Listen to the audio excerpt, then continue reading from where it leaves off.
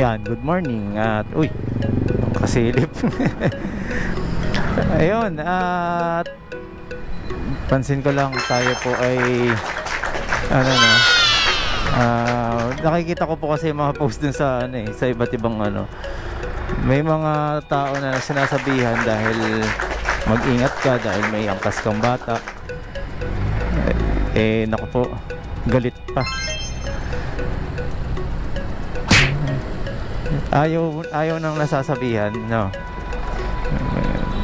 So isa pong ano yan, tawag doon ay talagang kamote, ano.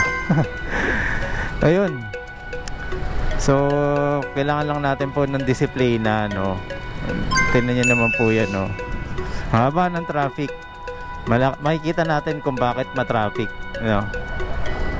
It's either hindi sila nagbibigayan dito sa intersection.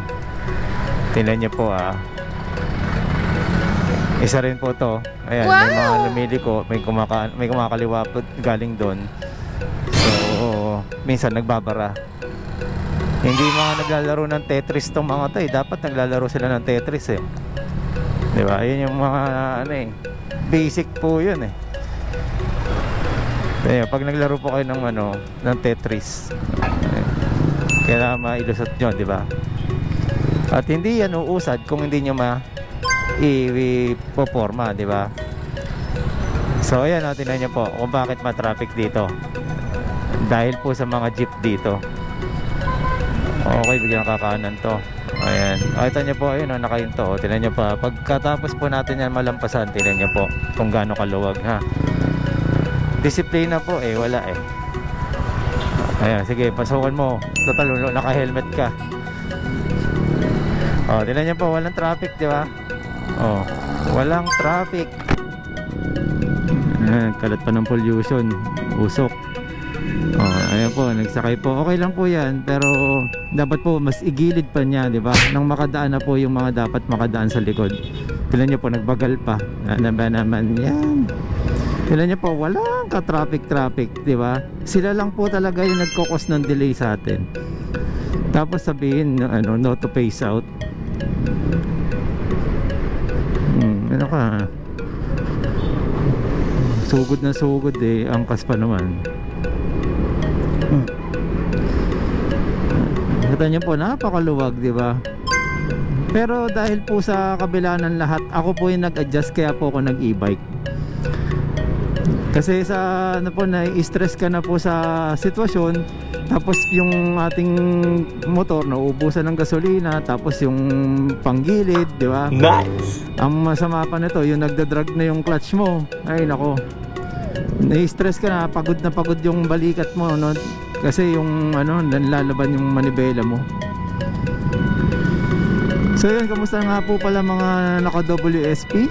Shoutout sa inyong lahat ng mga nasiraan ng panel. Ayan po yung sinasabi ko sa inyo. Kahit ano pong ingat po ninyo, kahit paliguan nyo po ng WD-40 yan, may mali po dun sa sa diode. Ewan ko po ba bakit ganon. Siguro sa quality ng pagkakahinang, pero parehas lang naman po itong diode na kinabit natin, di ba? Okay naman na po. So tingin ko yung pagkakapit parang minadali lang, no? Dahil mass production to, mas maraming ginagawa. Pitik lang ng pitik siguro yun, hindi na yun para ihulma na maayos, no? Yun ang tingin ko po dun, guys.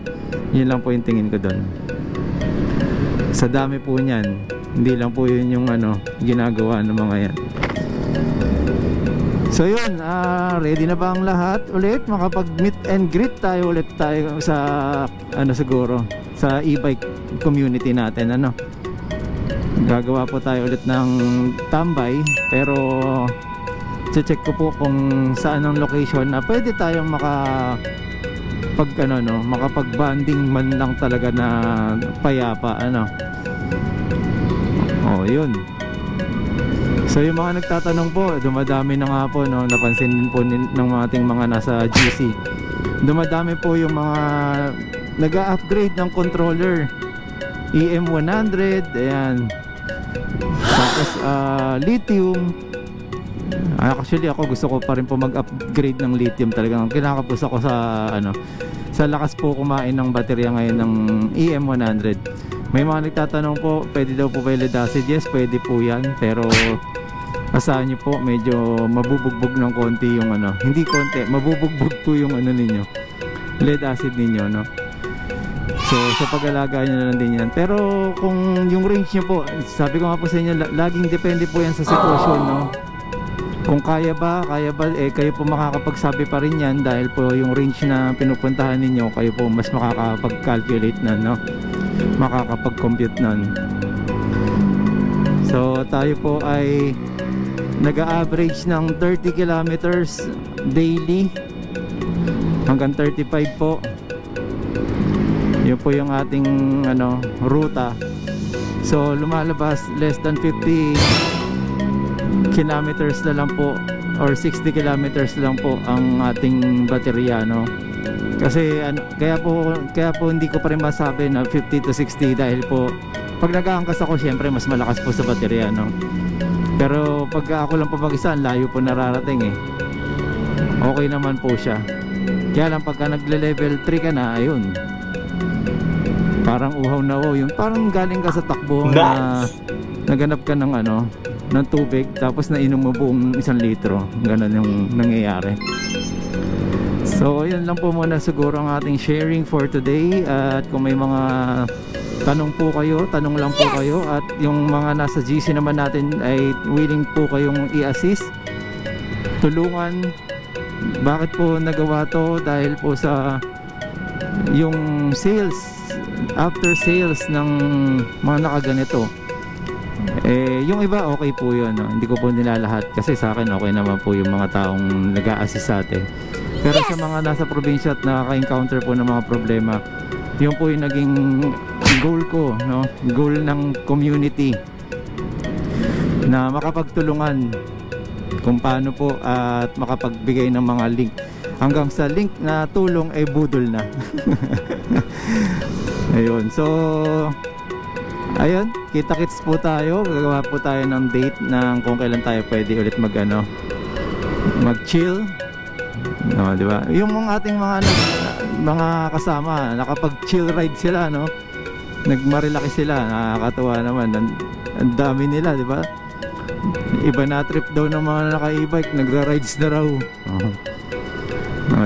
Yung mga nakamotor po, sabi ko nga sa inyo, ako din nakamotor ako, pero sabi ko nga, ako ay user din ng e-bike. Do not underestimate po yung e-bike. Mas mabilis pa nga po yung e-bike ngayon sa motor ninyo. Huwag kayo masyadong bitter, talagang ganun po ang technology natin ngayon, no? Okay lang po yan. Ang tagal nyo pong pinag-ipunan, binili nyo mamahaling motor, tapos dadaanan ng e-bike. Kaya okay lang po yan, justification yan. Ayan, so ayun na po muna siguro. At hindi naman tayo kailangan mag top speed ngayon, dahil talagang ma-traffic ngayon. Pero kita nyo naman yung bakit nagta-traffic, no? Sana po lahat po maging e-bike user disiplinado, para ganun na lang po tayo, wala tayong naririnig masyadong ingay, diba? Tapos wala tayong usok. Hindi pa sana nagka-pneumonia yung idol natin sa Meteor Garden. Ayun, so virus po yun, guys, ha. So sumalangit nawa ng kanyang kaluluwa. Ayan, may ambulansya po ulit. Yun lang, no? Kung ang ambulansya electric car, no, tahimik lang na dumadaan. Ayun lang, napaisip tayo dun, ano. Ayun lang mga guys, at maraming salamat po sa patuloy na sumusuporta. At share lang po tayo ng share sa mga sa mga nagko-comment po, na nagbibigay din po ng info. Maraming salamat po, dahil nga ganun pa man, hindi po ako perfect, hindi ko po lahat alam. So maaaring yung iba po, mga mas malalim pong terminologies dyan, lalo na pagdating sa baterya, hindi po tayo masyado ganun kalalim ang kaalaman. Paubaya po natin sa mga eksperto, no, sa mga nakaka-experience niyan. Okay, so yun lang po, maraming salamat po. So okay, once again, Marvin Chua Motovlog po, maraming salamat po. Salamat din po sa mga nag-subscribe. Okay, bulol pa, no?